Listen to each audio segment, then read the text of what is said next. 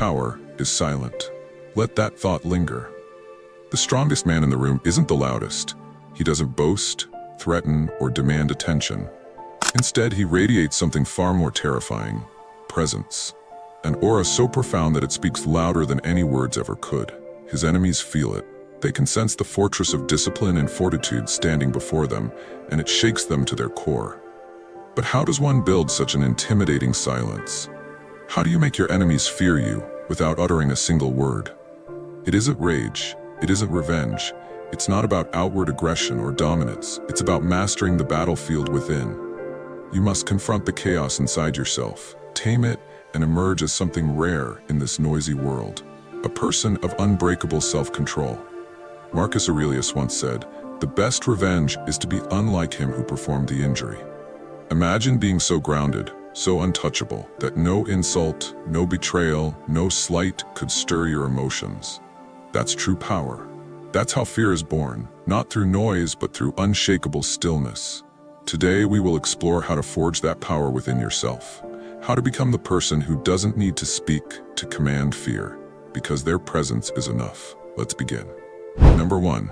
Master the art of indifference. There is nothing more terrifying to your enemies than your indifference. Imagine this. They strike at you with venomous words, desperate to provoke a reaction, but all they are met with is silence. No anger, no frustration, just the cold, steady gaze of someone who has mastered their emotions. This is not weakness. It is unbreakable discipline. The Stoics called this apatheia, the state of being undisturbed by passion. It is not about suppressing emotions but transcending them. You feel everything, yet nothing controls you. Epictetus taught, it's not what happens to you, but how you react to it that matters. Think about that. The true battlefield isn't out there, it's within. Your enemies want chaos. They want to drag you down into the mud of petty reactions because that is where they thrive. But when you stand unmoved like a mountain before the storm, fear grips them, not because of what you've done, but because of what they cannot do. They cannot break you. They cannot shake you. You become something they can neither manipulate nor predict, and that terrifies them. This level of indifference requires immense inner fortitude. It demands that you choose where your energy flows. Every reaction you give away weakens your power. Every emotional outburst hands your enemies a victory. So when provoked, ask yourself, is this worthy of my energy? Most battles are won by walking away, not because you are weak, but because you understand that real power doesn't need to engage. Real power is found in restraint. Train your mind to detach from the opinions of others. You owe them nothing. And in that stillness, in that cold and calculated indifference, you become a force to be feared, not through words, but through presence alone. Number 2. Control your body language, the silent weapon. Long before a word leaves your mouth, your body has already spoken volumes. The way you stand, the way you move, and even how you breathe. This is where fear begins to take root in the minds of your enemies. A Stoic knows that presence is not about noise, it's about control. Your posture, your gaze, the way you hold yourself in stillness, all these silent cues project power, and power, in its purest form, is intimidating. Seneca once said, "A wise man is content with himself." When you embody this truth physically, you become untouchable. Your shoulders are relaxed, yet firm. Your back is straight, not out of arrogance, but inner stability. Your eyes meet others without hesitation, not to challenge, but to reveal that you fear nothing and no one. Think about the great predators of the wild. The lion doesn't roar to prove dominance. It watches in silence, calm and composed, exuding quiet authority. That's what terrifies its prey, the knowledge that it doesn't need to act wildly to demonstrate its power. You must become that lion. Move with intention. Stand still when others fidget. Speak only when necessary. Let your silence fill the room like a shadow, and soon those who wish to break you will begin to feel the weight of your presence. But this control isn't just physical, it's emotional. When your body reflects a calm, composed mind, it sends a clear message. You are not easily shaken. You don't flinch under pressure. You don't reveal fear. And in that, you gain a psychological advantage that few can match. Every movement should be deliberate. Every still moment should radiate discipline. When your enemies look at you and see a person who owns every inch of their space, who carries the calm of a storm yet to break, They will fear you, not because of what you say, but because of what they feel in your silence. Number 3. Embrace the power of delayed reaction. In a world driven by instant reactions, nothing unsettles your enemies more than silence in the face of provocation. The instinct to immediately respond, to defend yourself, to retaliate, that's what your enemies expect. But when you break this pattern, when you wait, you create discomfort so profound it turns into fear. Marcus Aurelius advised, if you are distressed by anything external, the pain is not due to the thing itself, but to your estimate of it. And this you have the power to revoke at any moment. The ability to pause is the purest demonstration of that power. Imagine someone insults you publicly, expecting rage, expecting you to lash out. But instead, you pause.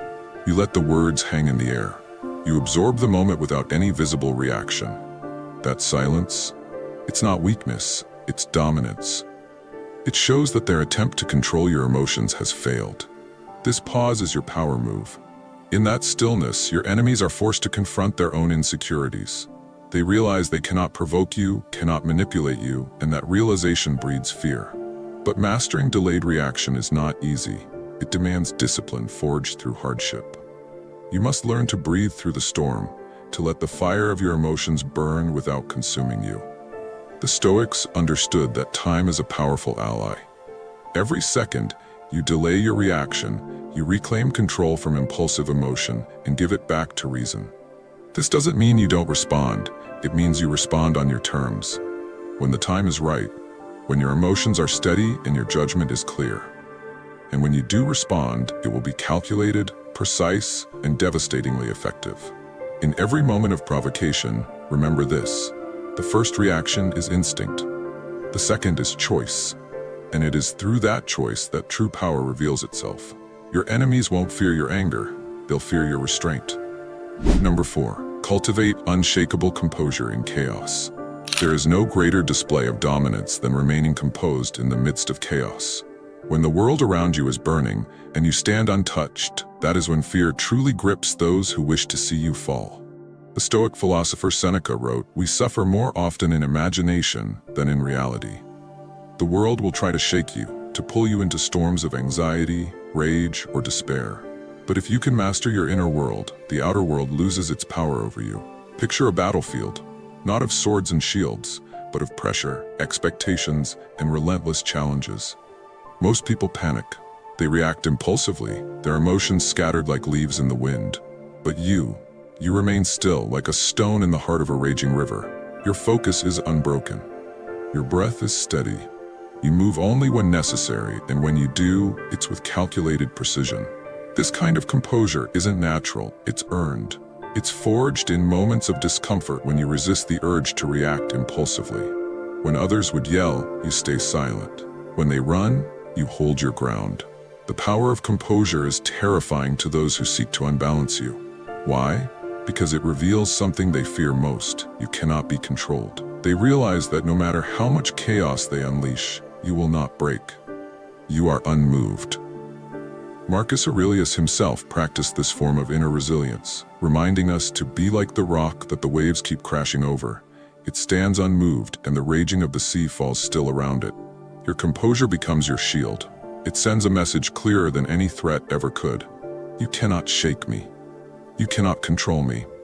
When you carry this level of control, your enemies will begin to fear not just your actions, but the terrifying realization that nothing they do can touch the fortress of your mind. Number 5. Command respect through ruthless self-discipline. Nothing inspires fear quite like witnessing someone who has complete command over themselves. When your enemies realize you are not ruled by temptation, weakness, or distraction, they begin to understand they are facing something rare, something dangerous. Epictetus once said, "No man is free who is not master of himself." Think about the weight of that statement.